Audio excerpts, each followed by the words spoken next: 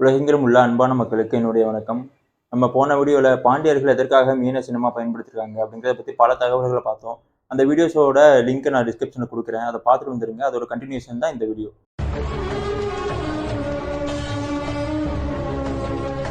இந்த வீடியோல நம்ம இதுவரைக்கும் பார்த்த தகவல்கள கோர்த்து பாண்டியர்களின் மீன் சின்னத்தோட மர்மத்த அவிழ்க்க போறோம். அதனால வீடியோவ ஸ்கிப் பண்ணாம பாருங்க. நம்ம போன வீடியோல சத்தியவிரதன் அப்படிங்கிற பாண்டிய மன்னன் ஒரு சின்ன மீன ஆபத்திலிருந்து காப்பாத்தினதுனால அந்த மீன் திருமாலா மாறி அந்த நாட்டையே திரும்ப காப்பாத்துச்சு அப்படிங்கிறத நம்ம பார்த்தோம். லாஸ்ட் வீடியோல நான் ஒரு கொஸ்டின் கேட்டிருந்தேன். அது என்னன்னா, மகாவிஷ்ணுவான திருமால் தானே மீனா வந்து இந்த நாட்டை காப்பாத்திருக்காரு. அப்ப அவருக்கு ரிலேட்டடா இருக்கிற சங்கு சக்கரம் போன்றவைகளை தானே சின்னமா உபயோகப்படுத்திருக்கணும். அதை விட்டுட்டு ஏன் அவங்க மீனை சின்னமா உபயோகப்படுத்திருக்காங்க அப்படின்னு கேட்டிருந்தேன். இதற்கு 2 காரணங்கள். முதல் காரணம் என்னன்னா, திருமாலுடைய மச்சாவதாரம் நம்ம இப்ப பார்க்குற மாதிரி பாதி மனித உடலாவும் பாதி மீன் உடம்பாவும் இல்லை. அவர் முழுமையா ஒரு மீனாக தான் அந்த மச்சாவதாரத்தை எடுத்திருக்காரு. 2வது காரணம், மீன் அப்படிங்கிறது எளிய மக்களை குறிக்கும்.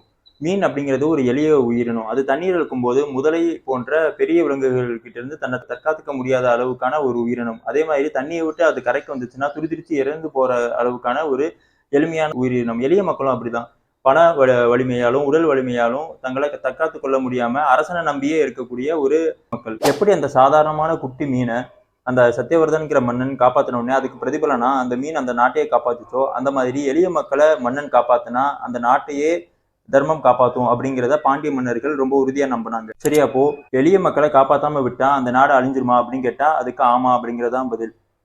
நம்ம எல்லாருக்குமே கண்ணகியோடைய கதை தெரிஞ்சிருக்கும். கண்ணகியும் கோவலனும் சோழ தேசத்துல செழிப்பா வாழ்ந்திருந்தாலும் தங்களுடைய உடைமைகள் எல்லாத்தையும் இழந்துட்டு அவங்க பாண்டிய தேசம் நம்மளை வாழ வைக்கும் அப்படிங்கிறத நம்பி சோழ தேசத்துல இருந்து பாண்டிய தேசத்துக்கு அவங்க புலம்பெயர்ந்து வராங்க. கண்ணகி தன்னோட ஒரு கால் சிலம்ப கழட்டி கொடுத்து இதை போய் நீ வித்துட்டு வா, வித்துட்டு இதை பணத்தை எடுத்துட்டு வந்தேன்னா நம்ம இதை வச்சு வியாபாரத்தை ஆரம்பிக்கலாம் அப்படின்னு கோவலன் கிட்ட சொல்றாங்க. கோவலனும் அதை எடுத்துட்டு கடை விதிக்கு போறாரு. அதே நேரத்துல பாண்டிய ராணியுடைய சிலம்பும் காணாம போயிருது. கோவலன் கையில சிலம்ப பார்த்த காவலாளிகள் இவன் தான் திருடன் அப்படின்னு நினைச்சுக்கிட்டு அரசவைக்கு கொண்டு போயிடுறாங்க. அதை விசாரிச்ச பாண்டிய நெடுஞ்செழிய பாண்டிய மன்னன் 2 சிலம்பும் ஒரே மாதிரி இருக்கிறதுனால கோவலன் தான் குற்றவாளின்னு சொல்லி அவருக்கு மரண தண்டனை கொடுத்துறாரு. கோவலனும் இறந்து போயிடுறான். கோவலனுடைய மரண செய்தியை கேட்ட கண்ணகி தன்னுடைய கணவன் குற்றமற்றவன் அப்படிங்கிறத நிரூபிக்கிறதுக்காக பாண்டிய அரசவைக்கு வந்து 2 பாயிண்ட்ஸை ரொம்ப முக்கியமா சொல்றாங்க. முதல் பாயிண்ட் என்னன்னா, பாண்டிய ராணியினுடைய சிலம்புல இருந்தது என்ன கற்கள் அப்படின்னு கேட்கறாங்க. அதுக்கு மன்னன் அது முத்து கற்கள் அப்படின்னு சொல்றான். தன்னுடைய சிலம்பை உடச்சு காமிச்சு என்னுடைய சிலம்புல இருந்ததுலாம் மாணிக்க கற்கள் அப்படிங்கிறத நிரூபிக்கிறாங்க.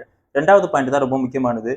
பஞ்சம் ஏற்படும் பொழுது சோழ மன்னனுக்கே நிதி உதவி செய்த மிகப்பெரிய வணிகனான மாசாத்தவனுடைய மகன் தான் கோவலன். அவன் எதற்காக சிலம்பு திருடணும் அப்படிங்கிற பாயிண்ட்டை முன்வைக்கிறாங்க. இதை கேட்ட உடனே நீதி தவறிட்டோமே அப்படிங்கிற அதிர்ச்சியில அந்த பாண்டிய மன்னன் தன்னுடைய உயிரை விட்டுறான். இந்த சம்பவத்தை நம்ம மன்னனுடைய கண்ணோட்டத்துல பார்த்தோம் அப்படின்னா, நம்ம முன்னாடியே பார்த்த கதையில வந்து அந்த குட்டி மீன் மாதிரி தான் கோவலனும் கண்ணகியும் ஒரு எளிய மக்கள். இந்த எளிய மக்களை நம்ம காப்பாத்தாம விட்டோம்னா கண்டிப்பா அந்த நாடே அழிஞ்சிருமே, அதுக்கு நம்மளே காரணமாயிட்டோமே அப்படிங்கிற குற்ற உணர்ச்சியில தான் அந்த மன்னன் இறந்து போயிடுறான்.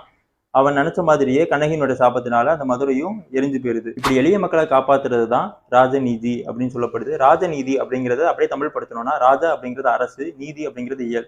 ராஜநீதி அப்படிங்கிறது தான் அரசியல். இதைத்தான் இளங்கோவடிகள் அரசியல் பிழைத்தோருக்கு அறம் கூற்றாவதும் அப்படின்னு சொல்றாரு. இப்போ உங்களுக்கு பாண்டியன் மீன் சின்னத்தை உபயோகப்படுத்தினது எளிய மக்களை காப்பாத்துறதுக்கு நாங்க இருக்கோம் அப்படிங்கிறது காட்டுறதுக்காக தான் அப்படிங்கிறது உங்களுக்கு தெளிவா புரிந்திருக்கும்னு நான் நம்புறேன். இதனாலதான் இன்னமும் தெற்கத்தி மக்கள் தங்களுடைய குழந்தைகளுக்கு பாண்டி, பாண்டியராஜா, பாண்டியன் போன்ற பெயர்களை இன்னமும் வழங்கிக்கிட்டு இருக்காங்க. இது சோழர்களுக்கும் சேரர்களுக்கும் இல்லாத ஒரு பெருமை.